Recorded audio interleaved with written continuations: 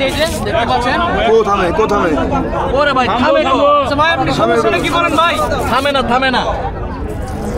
নাই কিন্তু এখনো থামে নাই আর উনি তো বলছে পরীক্ষা করে নিতে পারবেন ডাক্তার দিয়ে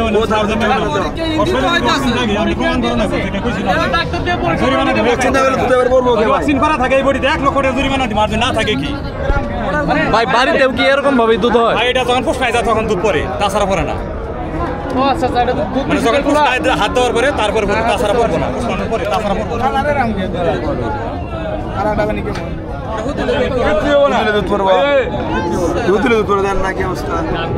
দুধ তো থামতাছে ভাই নিচে কিছু দেন দুধ নইলে নষ্ট হইতাছে দুধ থামতাছে না কিন্তু দাম দিছে 1,45,000 টাকা চাওয়া দাম হচ্ছে 1.5 লক্ষ টাকা বাছুর ছাড়াই দুধ হয় 18 লিটার দুধ একবার টান দেওয়ার পরে কিন্তু ঝড়ের মতো দুধ কিন্তু এখনো পড়তেছে